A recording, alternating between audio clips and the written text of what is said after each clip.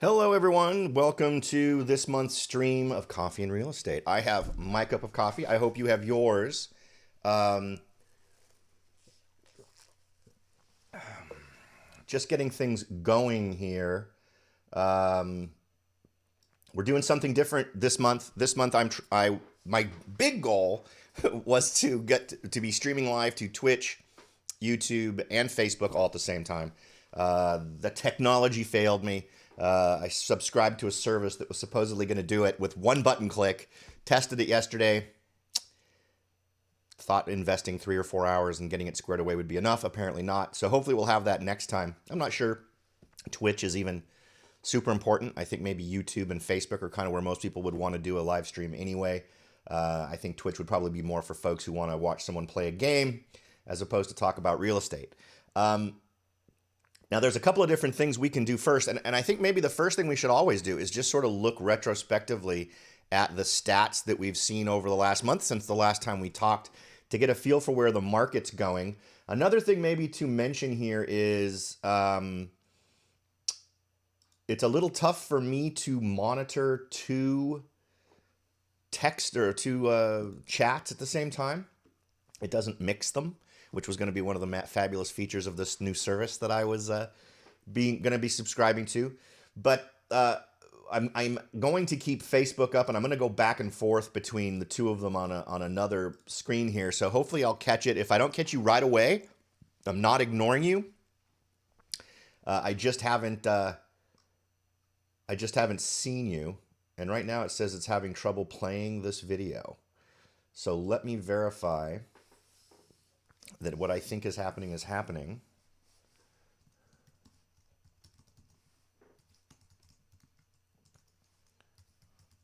And just make sure this is showing up where I think it's showing up.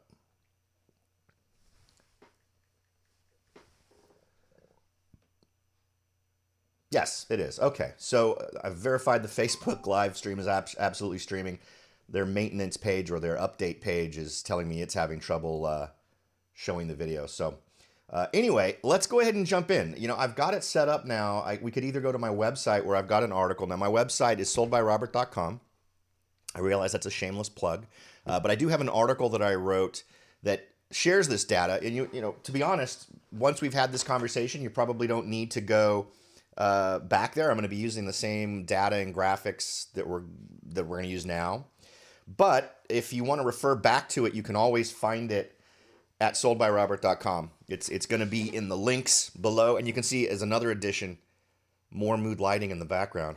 Pretty snazzy, right? Anyway, so let's go ahead and take a look at the numbers. Now, these are the numbers for, I wanted to give you a good broad exposure to what I'm seeing. So what that equals is being able to say, all right, here's what's happening in the county.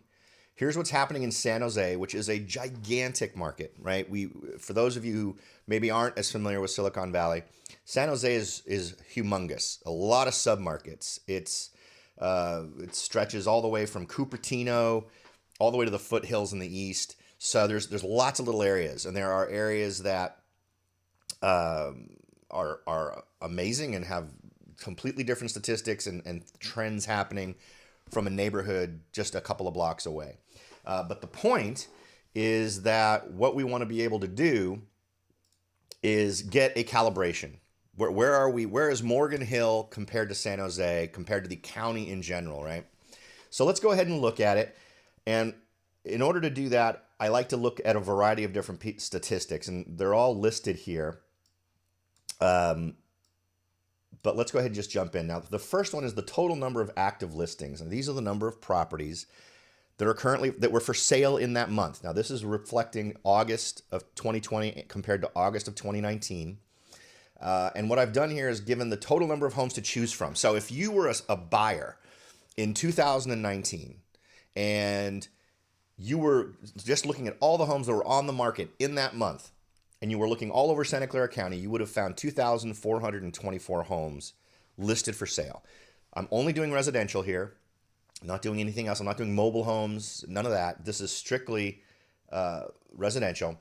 And in 2020, for the same month, you would have 1,705 homes to choose from, right? Now that's almost a 30% reduction from the same time last year, but we haven't seen a 30% reduction in the number of buyers, right? So if you think of it in terms of, if you have X number of buyers and that number stays the same, but you reduce the number of things that those folks want, the what you're going to feel in the marketplace, what you're going to feel on the street when you're out there writing offers is a lot more competition for each house, right? That just makes sense. If we focus down a little bit further, down to San Jose, last year in August, we had 1,253 homes for sale in that month. Only 776 this month. So 1 year later, we have almost 40% fewer homes. And that's nuts, right?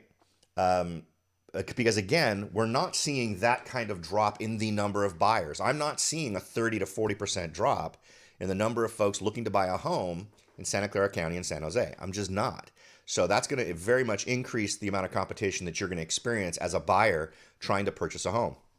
Okay, so now let's drill down to Morgan Hill, which has the, depending on your perspective, the best or worst of this one. Morgan Hill last year in the month of August, there were 134 homes on the market. This year in August, 57 homes on the market, which is a 57, almost a 58% drop in overall inventory. And think about the other things that are playing into this, right? As we've been going through COVID and quarantine and working from home, as I've mentioned in past podcasts, and if you want to take in the podcast, you can go to therebelbroker.com. That's kind of the homepage for the podcast. And I do those almost weekly. It's a little bit less frequently than that, but and I also have a YouTube video that goes along with it. So the podcast and the YouTube video are pretty much the same content. So it just depends on how you prefer to consume it. So I'm just not seeing the number of buyers dropping by that amount. We definitely have not seen a nearly 60% drop in terms of buyer interest. In fact, if I was just operating in a bubble and just paying attention to the buyer inquiries that I get on a regular basis, I see no difference in terms of the number of buyers that are reaching out to me, creating searches on my website, talking to me about real estate. I'm not seeing a substantial decrease from the same time last year. I probably wouldn't even notice it. It's such a small change that I probably wouldn't want to look outside that bubble or feel a need to look outside that bubble to explain the drop in buyers. The other thing that's interesting to note is I don't think we're going to see the drop in buyers that we normally see as we start to head into the end of the year. So as we're in the middle of September, usually we don't start to see a drop in the number of buyers until October. I'm willing to bet we're not going to see as much of a drop. I think we're going to have a lot of folks who haven't been able to buy that are going to continue to search. So I think that stress on the market in terms of the demand for homes is going to continue. And the thing is, all we're really seeing is new home construction sort of filling that need, which is a little bit concerning because new homes typically cost, 12 to 20% more than existing homes. Now that number used to be quite a bit lower, but it's cost a lot more to build homes. So unfortunately, folks are being saddled. For folks who follow me on Instagram, I sent a shot out, a month ago, where brand new homes are being built right at the bottom of the hill that I live on, at Hill and Dunn, and they were proudly in the sign talking about high 1.2 million for these homes. Not a lot of land, not very big homes, so I'm not real sure. I can't wait to see them. They're not done building them yet. But I walked it the other day, and I'm not seeing anything that suggests to me that someone should pay $1.2 million for a home, period, that's set up like that, like those are. If you want you could get an amazing existing home for $1.2 million when we had some stuff on the market. But the new ones are just the increase in cost that you're experiencing with new homes is a little bit ridiculous. Okay, so there we are. Here's the visual representation of that data in terms of total homes on the market for August. Think of that as the supply number, right? That's how many homes are available. In terms of new listings, now these are the number of homes listed in that month, and Morgan Hill stands in kind of a unique position compared to these other areas. Now, in Santa Clara County, we had 1,439 homes listed for sale um, in August of 2019, but 1,708 in August of 2020. So more homes listed, but fewer homes on the market overall. So it's interesting that we've seen more homes listed this year than last year. In San Jose, same is true. 777 homes were on the market in August, or excuse me, listed in the month of August of 2019, with 869 listed this year in August. And Morgan Hill had 61 homes listed in August of 2019 and 76 listed in 2020. And so the net result there is, again, Morgan Hill had way more homes listed in the month as a percentage increase than the other areas. So we had an 18.7% increase in Santa Clara County and an 11.8% increase in San Jose. So a lot more homes listed in the month than the same time last year. But again, remember, we're talking about inventory here. And despite the fact that we had 76 listed and then we have 57 supposedly just on the market, that's not well, Robert, how can that possibly be if we listed that many? It's really about how many got sold, right? So now if we look at the number of homes sold, this is where things start to get interesting. And again, where Morgan Hill, my home community, now I serve Silicon Valley, I serve Gilroy, San Martin, Morgan Hill, and I live in Morgan Hill, so I tend to have more business here. But I also work with clients. I have a listing over in the Santa Cruz Mountains right now. So I'll do business pretty much all the way up to Mountain View and then all the way up to Fremont, depending on the needs of the clients.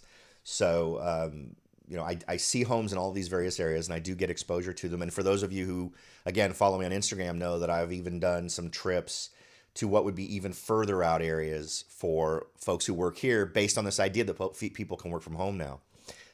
Okay, so homes sold during the month in Santa Clara County last year in August was 1,254.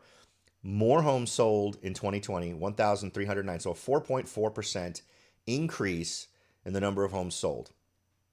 What's interesting is San Jose actually had a decrease in the number of homes sold. They sold 677 last year, 650 this year in August, for a decrease of 4%. Morgan Hill had a 36% increase in the number of homes sold. So we're not only selling what comes on the market, we're selling previously slated or previously submitted inventory that had sat around for longer, right? So 58 in August of 2019, 79 in August of 2020, and again a 36.2% increase in the number of homes sold. And we can see the sort of graphical representation here. I realize that just the sheer volume of the county and San Jose really do dwarf Morgan Hill. Next, let's go ahead and talk about average list price. Now, this is where we start to get into an interesting discussion. So I want you to sort of think about how many properties have been on the market, what the dramatic reductions in inventory should mean. So I guess where I'm going with that is, let's pretend that you're buying any product and you suddenly discover that, that you've got a 50, almost a 60% decrease in the availability of that thing. Think about it, whether it's gasoline, cars, toilet paper. If you had a 60% reduction in the supply of that thing, how many of them there were for you to buy, what do you think that would do to other things relating to it, like its price? Would the price go up? Can anyone think back to the great toilet paper shortage of 2020 and how much toilet paper was selling for in some areas? Some online vendors had pushed the price way up. There were even anti-gouging efforts made because of toilet paper. So those are all things that I think fit into real estate just as well as anything else. So if we look at the average list price, and all this tells us is what people think the house is worth, right? This is a seller saying, this is what I think it's worth. If we look at Santa Clara County, we had a 9.6% increase in the average list price. So it went from 1.3 million, almost 1.4 million, up to 1.5 million. in terms of what sellers were estimating their home was worth. That's a good number to look at. The county is much larger, so there's thousands of homes on the market in the county. So having a nice big number of homes to draw from to draw this data is a good thing. Now in San Jose, the average list price, the average price someone wanted to sell their home for was $1,019,000. And in August of 2020, it was $1,127,000 for a 10.6% increase in that expected list price. And again, look at Morgan Hill. Not leading the pack by a lot, but in terms of percentage increase, the highest of these three areas, or these three measured areas. Morgan Hill had $985,000 as its average price in August of 2019. In August of 2020, that number went up to $1,099,000, and that was an 11.6% increase. So these are the expectations. Now, what was the result? What was the average sales price? And we're going to get to the difference between these two things here in a second. So if we look at the sales prices, we see that nobody, well, there's always somebody, but on average, people were not selling their home for less than it was listed in August. If you listed your home for $1 million, you were typically getting over that, over $1 million. And we can quantify that here. So at least compared to last year, right? So the average sales price was, excuse me, what I just said is for the next slide. Sorry, for the percent over or under asking price. So in terms of average sales price, Santa Clara County in August of 2019 was $1,296,000. In August of 2020, $1,492,000. So that's a 15.1% increase in the sales prices, right? We can compare that to average list price, which we're going to do here in a second. So the average is 1.5 million for 2020, just under 1.5 million. So we, this will definitely reflect some interesting numbers, no negative numbers, but we'll see where that goes. But anyway, for just what the home sold for, we saw a 15.1% increase for Santa Clara County. For San Jose, average sales price was $1,040,000. In August, $1,154,000 for a 10.9% increase. In Morgan Hill, $1,048,000 in 2019 in the month of August. And then the month of August in 2020, we were seeing $1,099,000 for a 4.8% increase.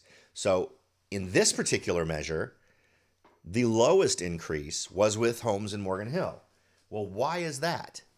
Why did we see all of these other numbers that would indicate much greater demand in Morgan Hill? Why did we see not as much of a percentage change in terms of what homes were actually selling for?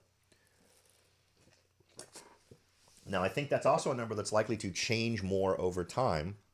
Remember, homes that sold in August probably went into escrow in June or July, either late June or anytime in July or mid-July. Because remember, it takes 35 to 50 days to get a escrow closed. I did see my escrows managed to close pretty quickly. I had a couple during that time frame that closed just fine, right? We ended up not having any problems, despite the fact we had that 4th of July fire. And that's an interesting story. I don't know if anyone, it's an interesting story to me. The home on Finley Ridge that I had been marketing back in July, I think, June, end of June. Within a week, July 4th happened, and we had that fire started, which started in the general area where that home was listed. And before it was done, the fires had creeped up to the border of that property. So interesting, being to escrow in a week, still within the time frame for folks to back out of the deal without penalty. And I think that's an example of how of why it's important to intelligently select your buyers, not just based on purchase price. We did a very good job on that one, picking our buyer as someone who was going to clearly be resilient to that kind of a problem. Not because we knew a fire was going to start. We absolutely didn't. It just doesn't happen that often. But I'm actually kind of proud of myself for that one. I think And I'm proud of my sellers for seeing that it was a good move to move that direction. So anyway, sorry, totally,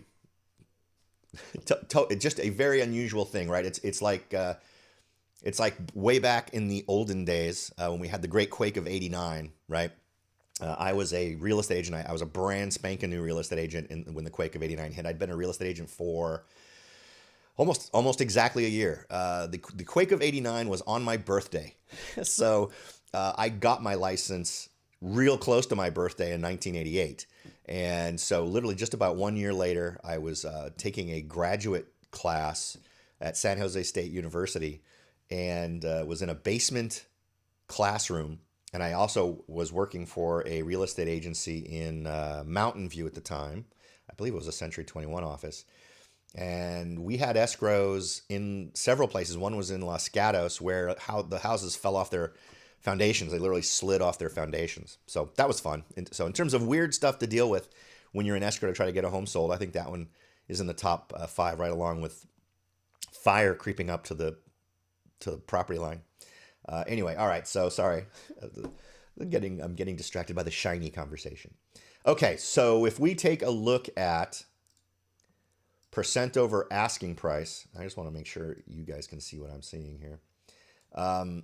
This is a super interesting one because we've got a lot of consistency here and an interesting change that I think is interesting in that it's not as much as I think it should be. Now, see if you agree. For those of you who are watching, I'd love to get your feelings on this. Where's the chat? There it is. Okay. So feel free to chime in. If you're watching this live, feel free to post in the chat. I'm monitoring the chat on Facebook Live. I'm also monitoring it on YouTube. So feel free to jump in there.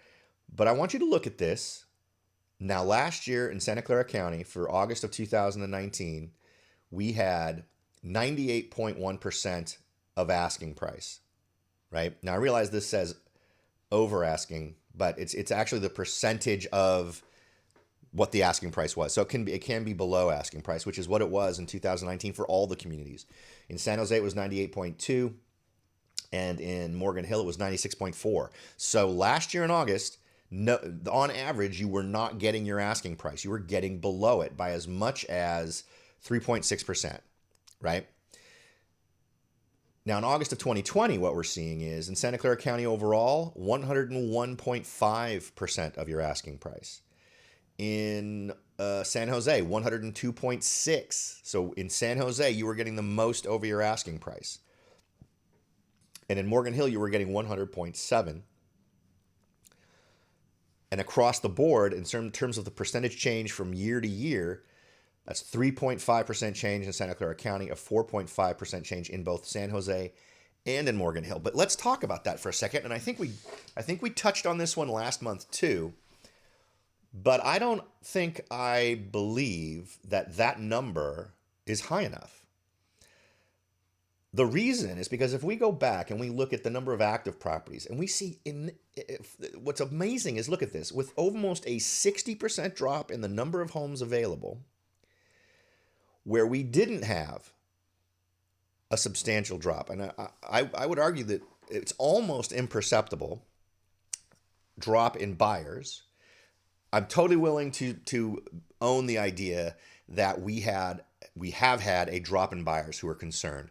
But what I'm seeing is that sellers are far more concerned about having people coming into their house and spreading around the COVID or whatever. There's just a paranoia about it that exists with sellers that I'm just not seeing with my buyers.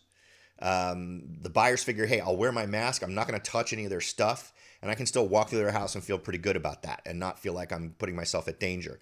Sellers, on the other hand, I think it's a control thing, right? A seller who walks out of there, and because of the showing instructions that you have to abide by right now, the seller cannot be in the house when the buyer is touring. I actually have a listing of mine being shown right now, and the only way they can view it is if the maximum number of people is 2 buyers who live in the same household right now already, accompanied by 1 real estate agent. So that home's being sold, and the sellers can't be in the house when they're seeing it. So for the sellers, there's a mystery, right? They're not there to see what the buyer's doing in there. Are they licking every surface of my house? Are they just spreading themselves everywhere? Whereas the buyer can walk in and totally control what they're doing and feel protected by having the knowledge of what went on in the house. They know they didn't touch anything or do anything that they felt threatened them. But the seller doesn't know that. The seller just knows some random faceless person was in their house for some period of time, and now they got to go back into it. And for some people, that's a concern. And think about who that would be the biggest concern to. As I'm talking to sellers, the sellers I'm talking to don't tend to be the folks in the higher risk group. Folks who are over 65, I'm not seeing them talk about listing their house. That's a big group that would normally be listing their house, right? Those are folks who have reached that point in their lives where maybe they're thinking about retiring. Maybe they're downsizing because they just don't have the number of kids in the house they used to. So some of those most active sellers aren't joining the marketplace.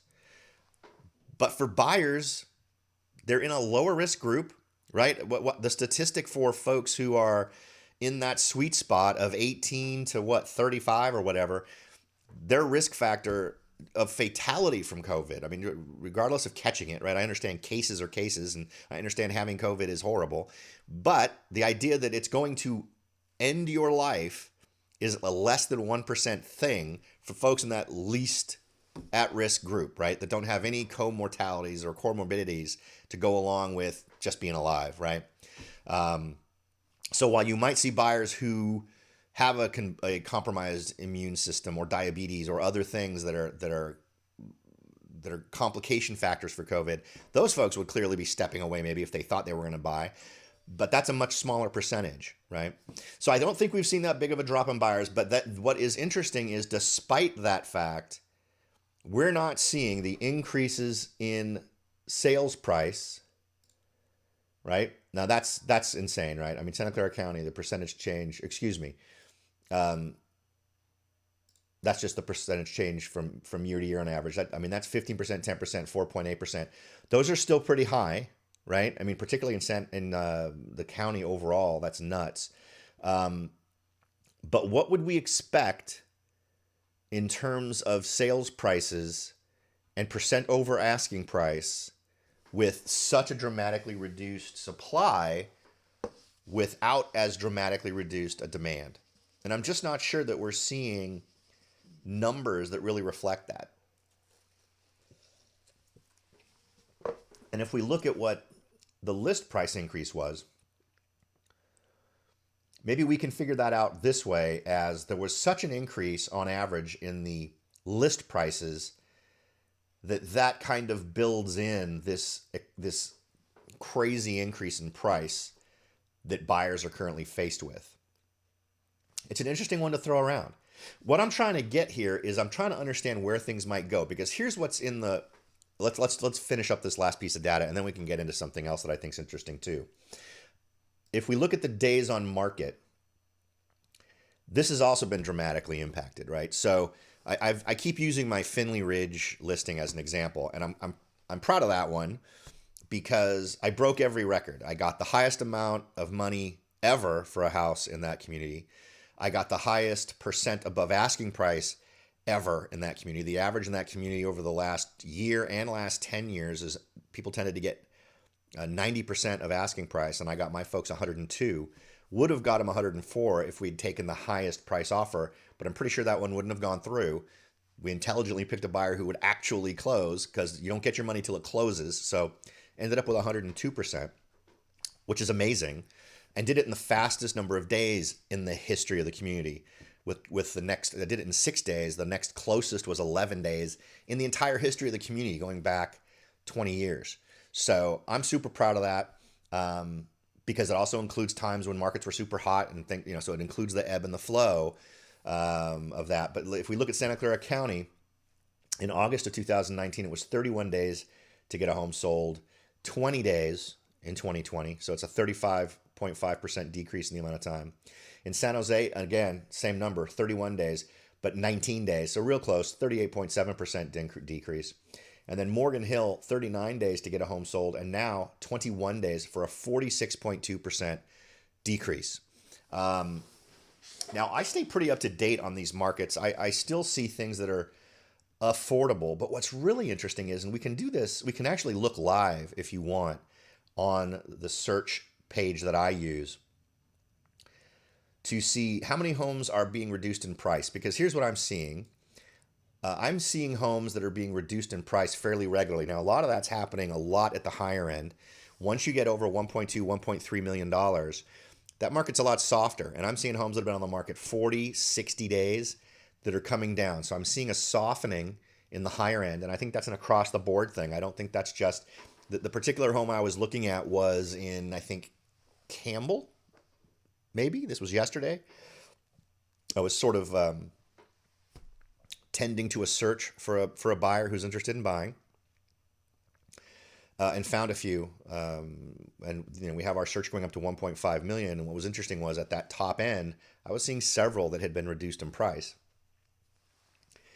So where this activity most lives is in where most people buy, right? So that average price and below is super active.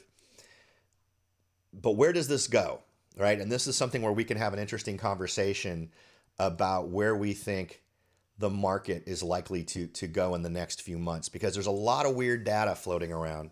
So what we're doing right now is we're preventing people from being foreclosed on, right? A lot of the things that are going on because of COVID. A lot of folks can't be evicted because they're not paying their rent. People who aren't paying their mortgages. And what's interesting is we've had an increase in the number of people who, because of the forgiveness program that's in place, have stopped paying. They're not in default. They're not officially in default because they're apparently not filing that paperwork, but they are behind in their payments. One thing we could possibly do here is, let's see, I had an article that I was kind of interested in looking at. Let's see if I can find it real quick. Now, as I'm looking for this, there's things like that. Folks who are not making their payments, folks who are in default, right? Actually, notices of default have been sent. The unemployment numbers. Now, what's really bizarre is the actual number they tell us for unemployment seems to be good, but I'll tell you, it feels odd that so many of these other things are going on at the same time. Meaning all these, I'm not even really sure what to think about that one. Let me see if I've got it saved here, because I think it's always good to sort of go through some headlines. Okay.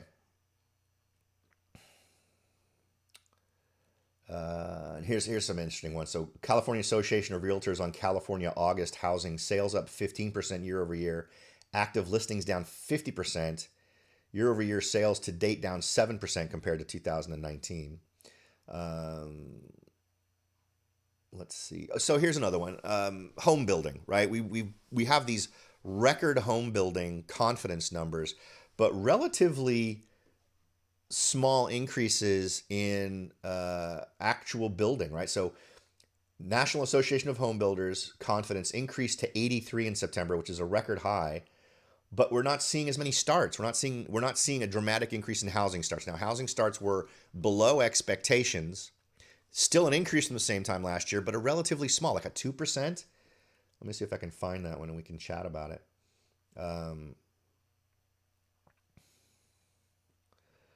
According to Redfin, home sales exceed pre-pandemic levels for the first time as mortgage rates hit another record low. Let's see. Las Vegas real estate in August, sales down 9%, year over year inventory down 36%.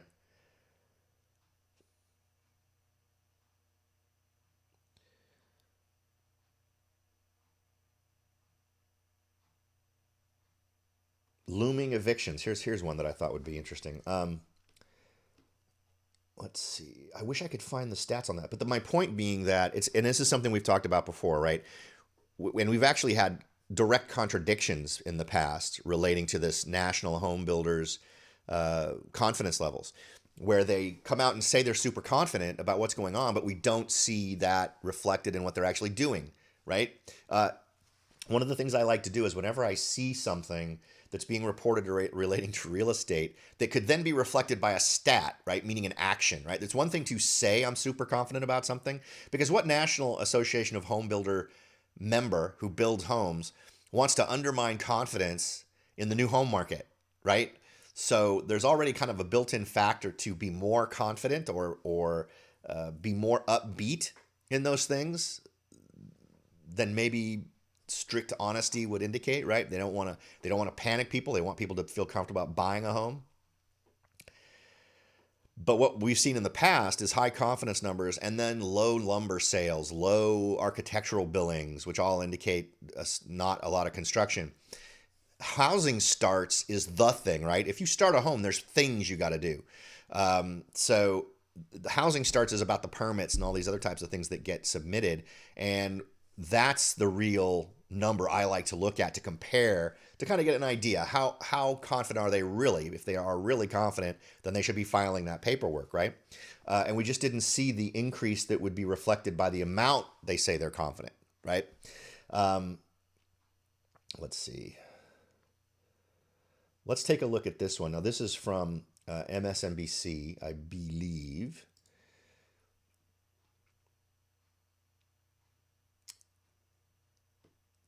The coronavirus pandemic could result in some 28 million Americans being evicted, according to one expert. By comparison, 10 million people lost their homes in the Great Recession. Let's see. I'm trying to see if there's any other sexy data, because that's kind of the numbers that scare me, right?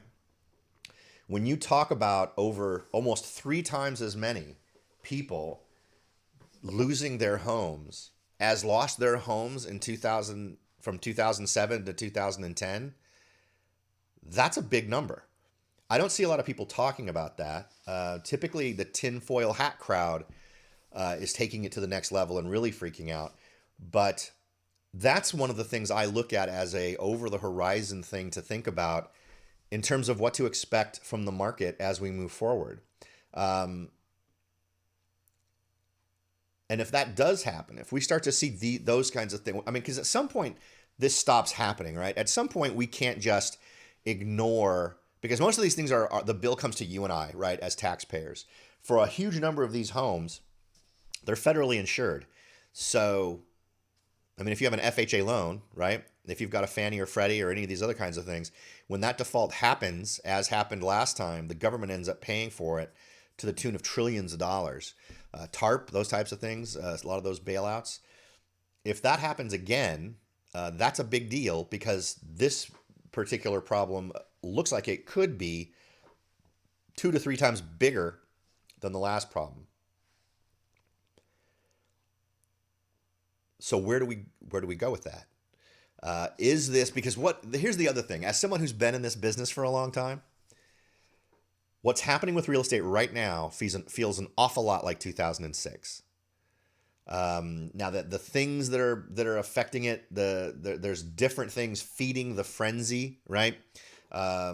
Before it was a lot more of an emotional, you got to get in, let's flip, let's do all these things, right? A lot of it was personal risk taking, or this belief that if you didn't get in, you were going to get hosed. And then the bottom fell out, right? It was super poor lending practices. It was a lot of things in there. We could make arguments that we've reinstated quite a few bad lending practices to exacerbate this, to simply make it worse. But the net result is, once you hit a critical mass and people suddenly stop paying their mortgages, and the system's allowed to feel it, the market's allowed to feel it, because right now the market's not being allowed to feel it, you end up with this rush of homes that need to get foreclosed on. And then where do we go from there? We end up in the same place we were in 2008 and 2009, where no one's buying anything, or very few people are buying something.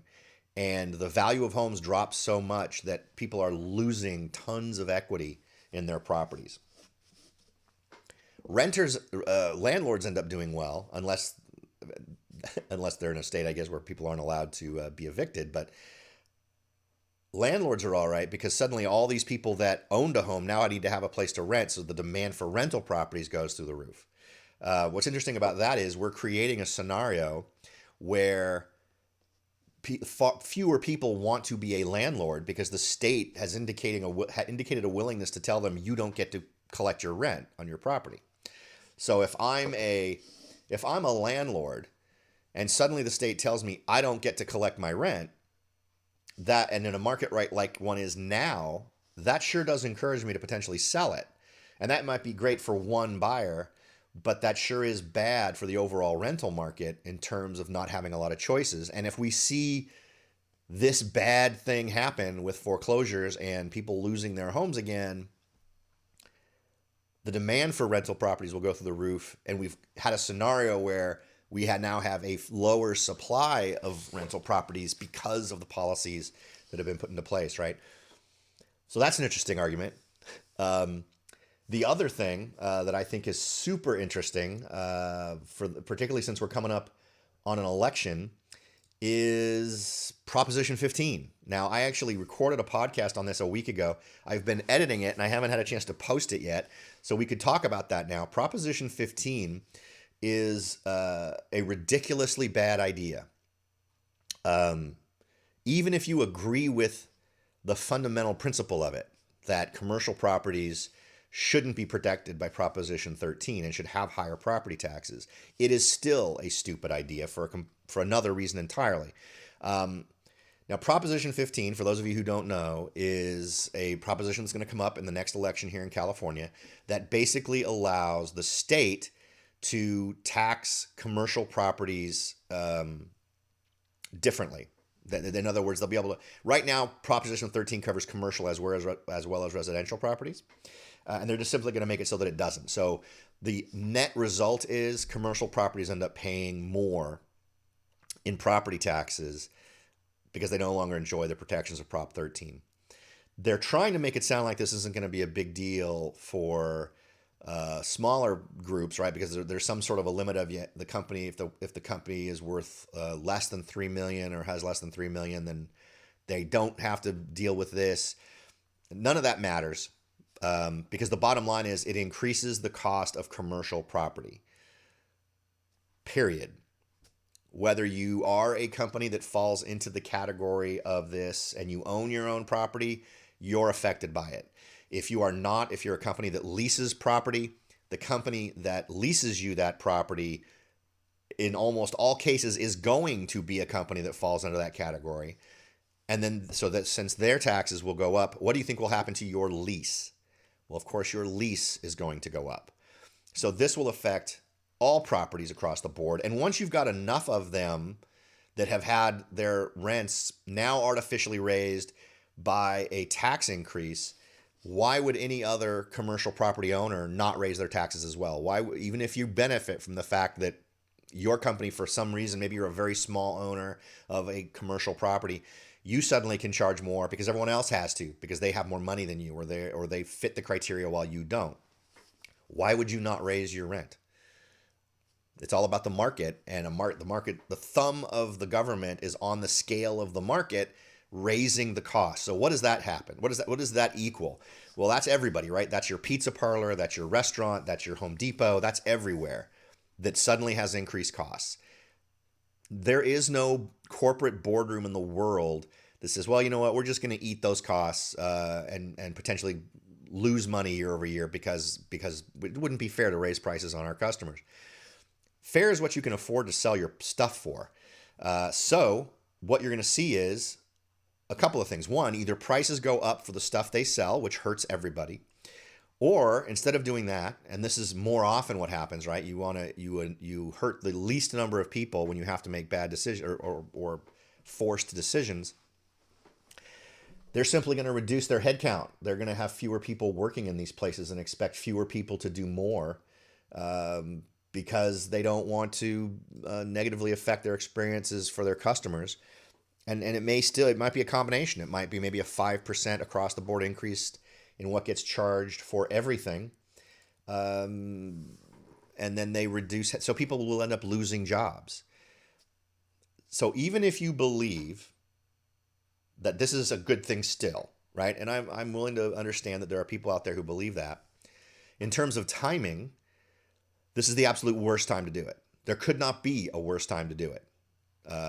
We're trying to recover from COVID, trying to get more people back to work, you are killing the exact kinds of jobs that are needed most in a recovery, right? So why in the world, if you agree with this, you can completely agree with it. You can go up on Twitter and scream to the internet how much you love this thing, but you need to understand that there's a time and a place for everything, and this is not the time or the place for that. So go ahead and endorse it. Say, I fully believe in this, but not this year. California needs to recover. The people of California need to recover before we do it. So I personally think it's a bad idea, period. End of sentence, no matter what time we're talking about. But at the very least, it's a bad decision today. It's a bad decision in 2020. Okay. What else have we got? A bunch of different stories here. So this one is again from CNBC. Homebuilders just saw the strongest June sales since the last housing boom as pandemic pushes more buyers to the suburbs. And this has a lot less to do with that. So sales of newly built homes jumped 55% annually in June, according to a monthly survey by John Burns Real Estate Consulting. And I'm going to argue that this has way more to do with the fact there aren't as many homeowners putting their home on the market, right? It's not because everyone is, and this has been true before, right? When we've seen big increases in the number of new construction that has sold, it hasn't been because new construction is so sexy or people are so hot to get it. It's because they haven't had a choice. You can go into a new development, pick the one you want, and as long as no one else has picked it, you're done, right? There's no bidding wars. There's none of that. You simply agree to pay X percent above what you normally would for that square footage, that number of bedrooms, that lot size elsewhere in the community, simply because every time you try to buy one of those homes that already exist in the community, there's 10 other people in line, each of them with an offer, and most of them trying to decide if they're going to come in $20,000 over asking price or $100,000 over asking price. I was having a conversation on Thursday with a listener to the show and possibly a client who's interested in buying, who had talked to someone who was saying that you need to calibrate yourself to coming in with offers at $100,000 over asking price. And I guess this was specifically for a property in San Jose in Japantown. Now, we could have a whole conversation about whether that's smart or not. But in my book, it's really going to depend on the circumstances and you know what you're trying to accomplish and whether or not you're done. I mean, have you been in the search for 6 months and been beaten 1,000 times and you're tired of making offers? A long conversation can be had there, but that's nuts to try to calibrate buyers to this idea that they're going to have to cough up $100,000 over asking. And in that vein, we could return back to our discussion of percent over asking price. And I think kind of come to the conclusion that that's probably not where you need to think about doing it. I mean, the percent over asking price, this was in San Jose, Japantown's in San Jose. So someone was paying 2.6 over asking price on average. So, you know, and what was the average home? 1.154. Yeah. So those are scary numbers to deal with, but I don't think it's something you need to just consign yourself to or resign yourself to and think that you're going to have to pay that $100,000 over, because that's just crazy. And particularly in the market we're talking about. Whenever you find yourself where everyone around you is in a frenzy to do something, I tend to be the guy that stops, right? If everybody's running towards the same thing, I tend to stop, and maybe that's dumb. Maybe there's a tidal wave coming behind us, and I haven't looked and noticed it yet. But whenever I see everybody go in a certain direction, my tendency is to stop, poke my head up over the crowd, and look around to see, well, why is this happening? Does it make sense for this to be happening? And in this particular world, in this particular environment of real estate, when things feel a whole lot like they did just before the last downturn, I have to ask myself, what is the smarter option here? You know, and in a market like this, if you're someone who wants to buy a new home and your plan is to buy it and live in it for the next 20 years, That's fine. You're not going to regret it, right? And I think just like if someone, for folks who bought in the peak of 2006, and I'm one of those, I bought in 2004, for instance, and my property value dropped down to about a little below what I paid for my house. Well, and now that's not true anymore, right? And it stopped being true around 2012. So, yes, it can absolutely be depressing to realize that during this period of time you were underwater on your house.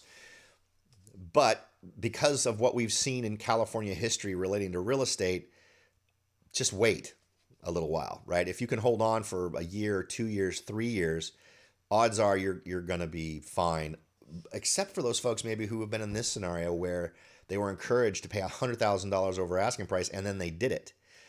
So maybe a little bit more of a calm, safe, and sane approach is a good way to go. Now, I'm not seeing any questions yet. It looks like the YouTube stream is actually upset a little bit. It was just upset a minute ago. Um, It looks like it's still going. I'm not seeing it stopping. But anyway, so if you have any questions, feel free to share them in the chat. Let's go ahead and look at some more news stuff here. I had a few put aside too for us to check out. So that took care of the home builder thing. And so 20 million renters at risk of eviction from the Association of Realtors Daily News. Where is the other one?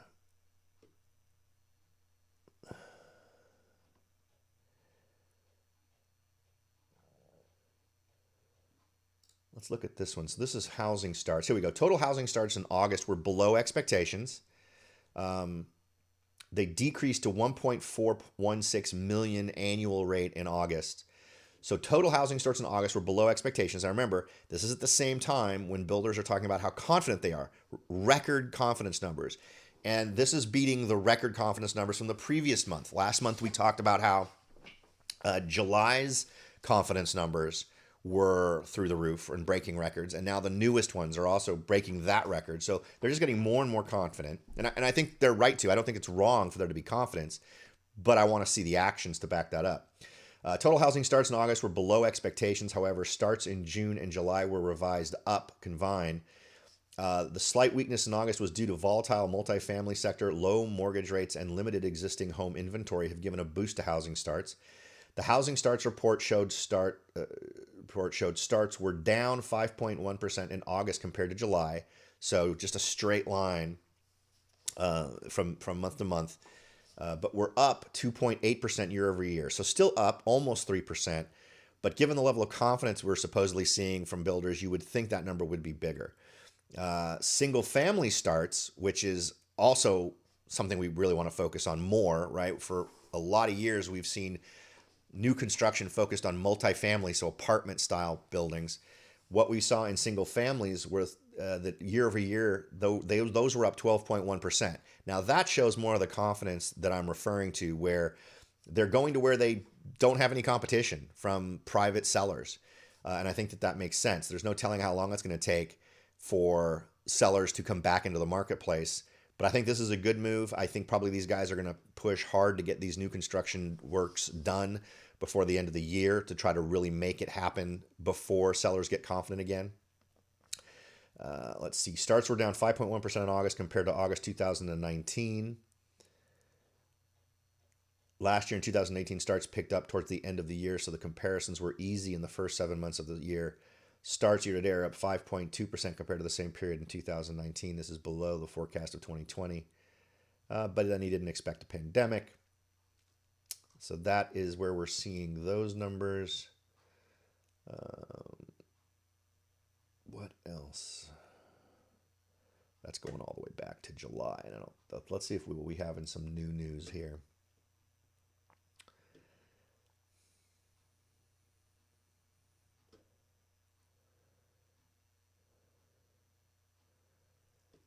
Let's see.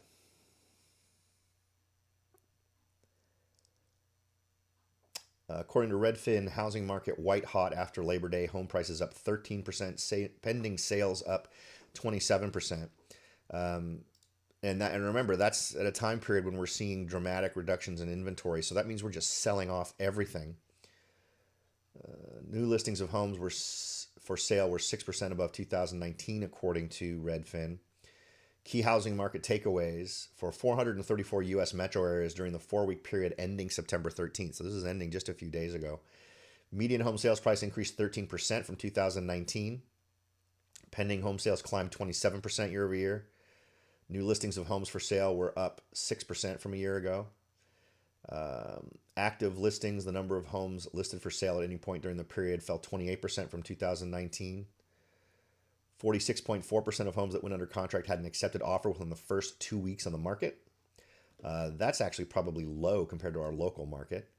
The average sale to list price ratio, which measures how close homes are selling to their asking price, rose to 99.3.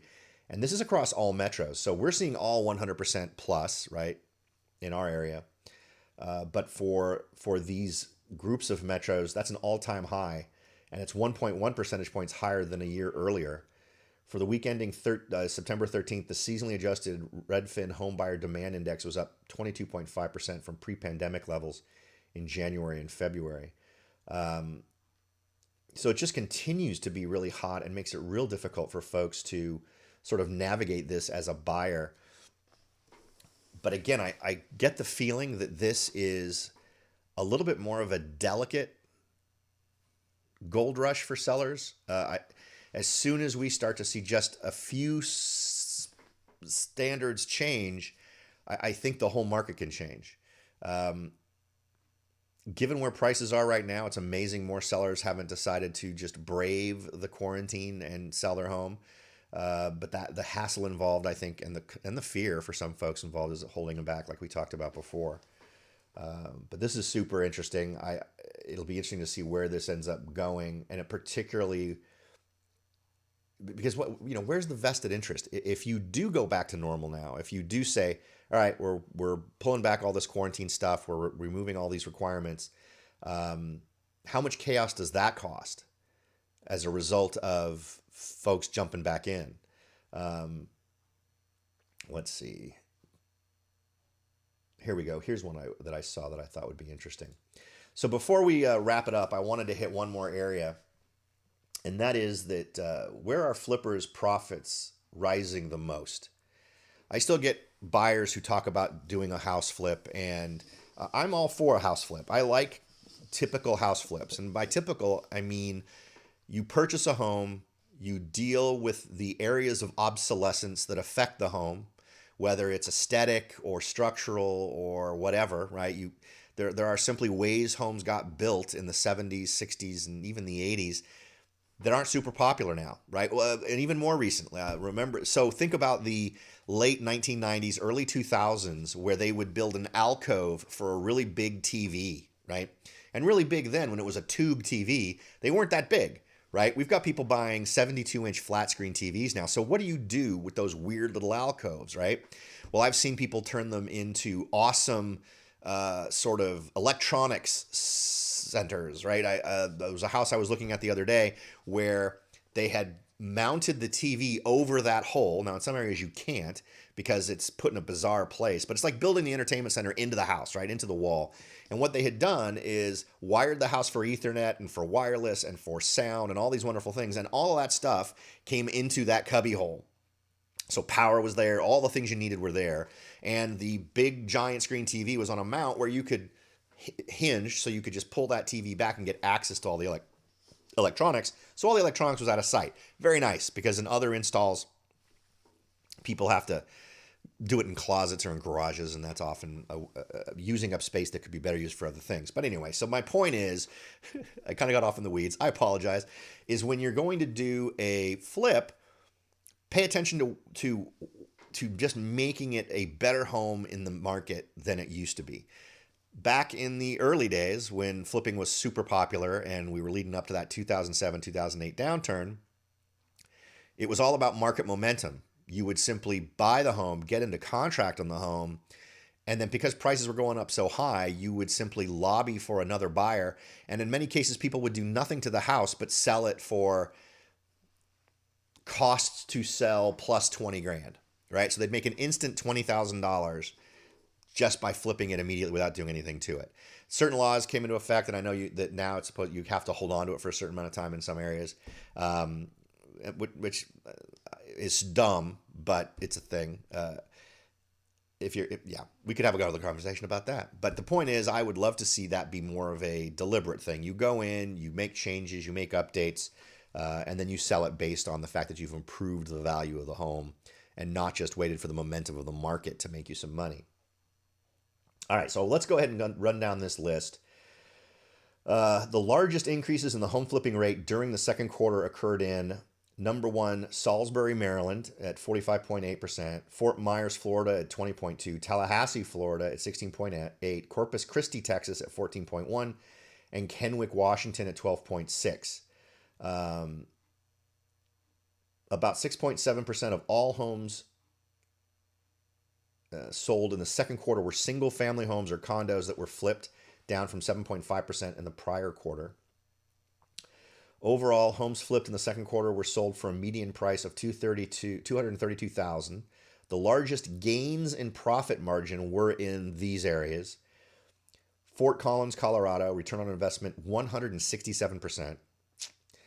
Johnson City, Tennessee, 115%. Cedar Rapids, Iowa, 100%. Youngstown, Ohio, 92%. Chattanooga, Tennessee, 91%.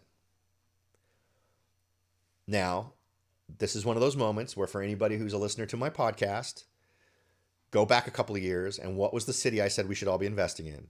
Chattanooga, Tennessee. And I would have been in the top 5 biggest returns for flips. I also think that Chattanooga, Tennessee, my thing wasn't a flip. I like the idea of buying and holding.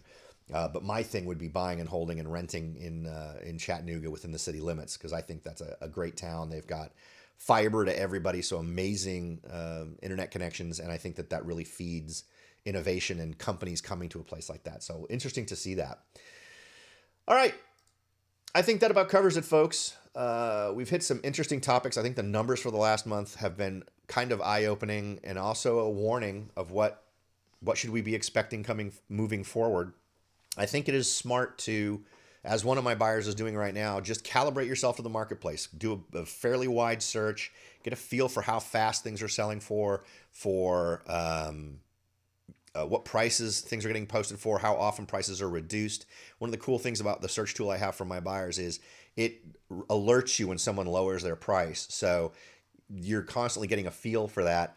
And there's also a little graphical representation with the listing that tells you if the price has been reduced. So I think that's a good one too. And it is happening. So very much a segmented market. It's big segments based on price, but also big segments based on location.